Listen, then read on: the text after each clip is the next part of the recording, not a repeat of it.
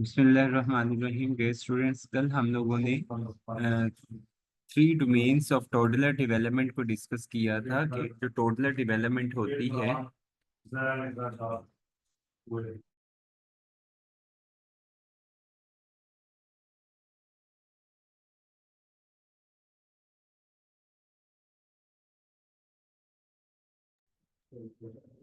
जी student, कल हम लोगों ने 3 डोमेन्स ऑफ टोडलर डेवलपमेंट को डिस्कस किया था। और टोडलर, आपको पता है कि हमने ये इन्फेंट डेवलपमेंट का यूनिट स्टार्ट किया हुआ है। इन्फेंट डेवलपमेंट में आगे फर्दर उसकी स्टेजेस हैं।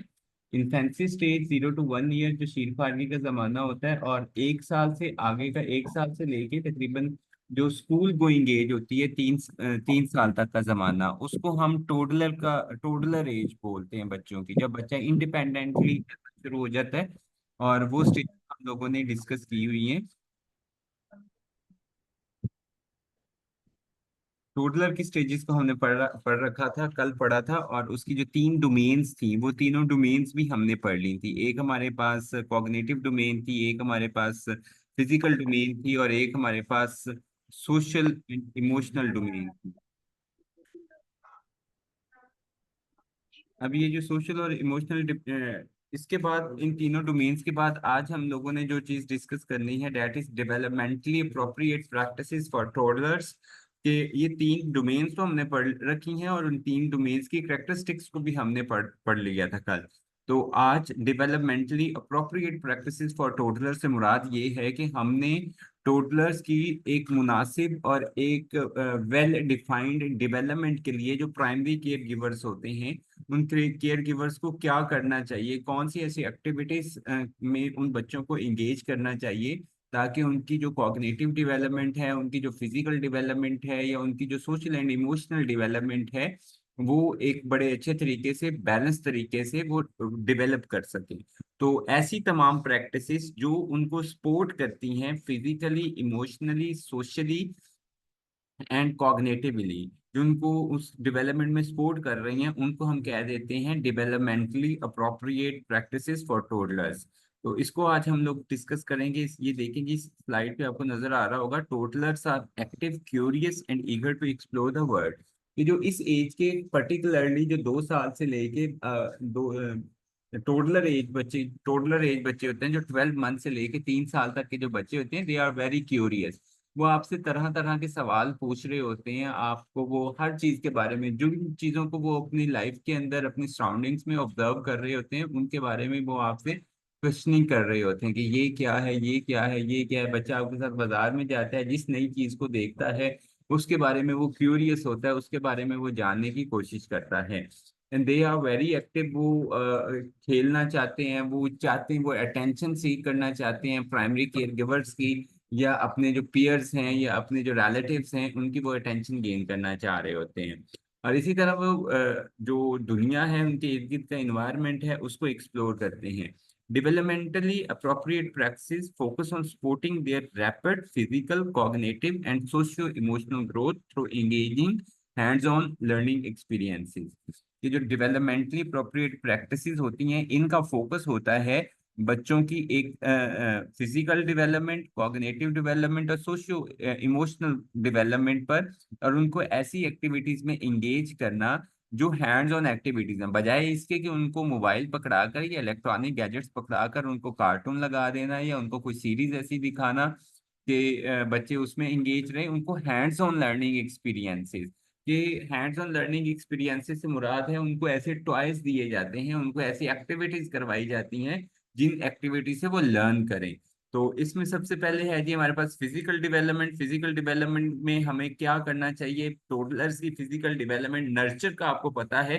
नर्चर से मुराद होता है कि ऐसा इन्वायरमेंट उनके लिए क्रिएट किया जाए, एक ऐसा इन्वायरमेंट प्रोवाइड किया जाए जिस इन्वायरमेंट में वो रहते हुए अपनी जो फिजिकल डेवलपमेंट है उसको बेहतर बना सकें। तो इसको देखते हैं जी। Provide toddlers with ample opportunities for large muscle activities. कि बच्चों को ऐसी अपॉर्चुनिटीज फराहम की जाती हैं जहां पर उनके मसल्स ग्रो और एक्टिवली ग्रो करें।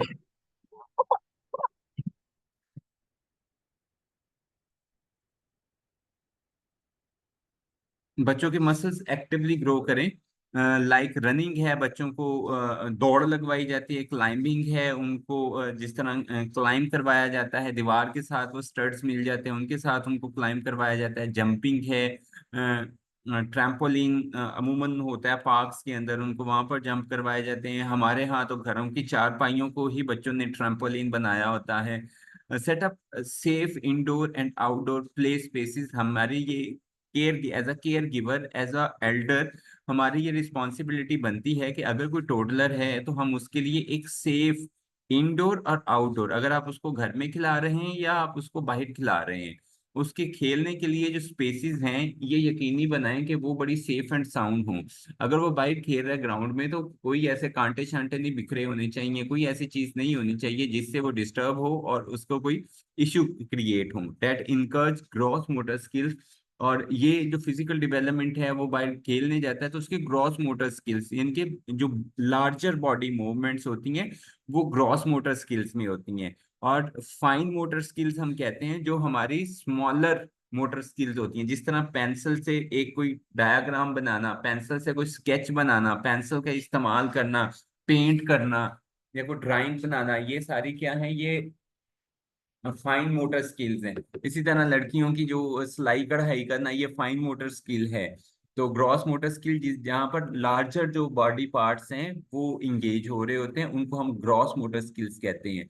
तो बच्चों की ग्रॉस मोटर स्किल्स भी हमने करवानी है। ग्रॉस मोटर स्किल्स का ताल्लुक फिजिकल डेवलपमेंट के साथ होता है और फाइन मोटर स्किल्स अमूमन रिलेटेड टू आपके कॉग्निटिव डेवलपमेंट के साथ है। और फाइन मोटर चूंकि उसके अंदर बॉडी मूवमेंट इन्वॉल्व हो रही होती है, इस वजह से हम उनको फिजिकल डेवलपमेंट के अंदर रखते हैं।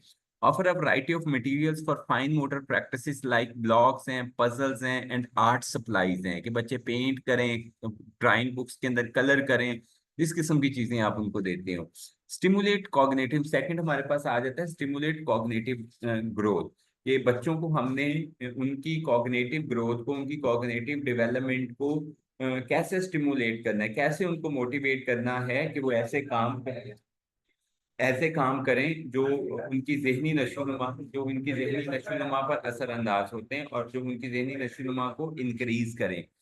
Fosters toddlers natural curiosity through open ended exploration and discovery. आप बच्चों के लिए एक ओपन एंडेड एक्सप्लोरेशन के अपॉर्चुनिटीज क्रिएट करें, उनको एक मौके दें कि वो खुद चीज़ों को डिस्कवर करें, खुद एक्सप्लोर करें, ताकि जो उनके अंदर क्यूरियोसिटी है उस क्यूरियोसिटी को वो खुद से मीट कर सकें। आस्क थॉट प्रोवोकिंग क्वेश्चंस, बच्चों से थॉट प्रोवोकिंग क्वेश्चंस करें। फॉर एग्जांपल आप 3 साल का बच्चा, उसको कहते हैं आपको पता है ये दिन और रात कैसे होते हैं, तो जब बच्चा सोचेगा दिन भी होता है रात भी होता है, दिन होता भी वो देखता है रात होती भी वो देखता है, जब आप बच्चों से पूछेंगे कि दिन और रात कैसे होते हैं तो वो स्टिमुलेट होगा कि हाँ उसके अंदर वो क्यूरियोसिटी आएगी, हाँ मुझे ये पता लगना चाहिए। तो उसके बारे में जब उसका माइंड सेट हो जाएगा तो वो देखने की कोशिश करेगा। नेक्स्ट आ जाता है कि आपके पास रीड इंटरेक्टिव बुक्स हैं, आप बच्चों को इंटरेक्टिव बुक्स दे सकते हैं। आप ऐसी अगर मोबाइल इस्तेमाल करवाना है, कोई इलेक्ट्रॉनिक गैजेट है, कोई आईपैड या टैबलेट वगैरह है, उसके ऊपर आप इंटरेक्टिव गेम्स हैं, लर्निंग एप्स हैं, उनका सहारा आप ले सकते हैं। And introduce simple science experiment, और सादा जो साइंस एक्सपेरिमेंट्स हैं आप बच्चों को वो भी करवा सकते हैं। नेक्स्ट है जी encourage problem solving by presenting challenges that match their developmental level, कि आप बच्चों की जो डेवलपमेंटल लेवल के अकॉर्डिंग उनको प्रॉब्लम सॉल्विंग टास्क दें, ताकि वो उन टास्क को अकम्प्लिश करें और जिसका अल्टीमेट गोल यही होगा कि वो अपनी कॉग्निटिव डेवलपमेंट को मजीद बेहतर कर सकें।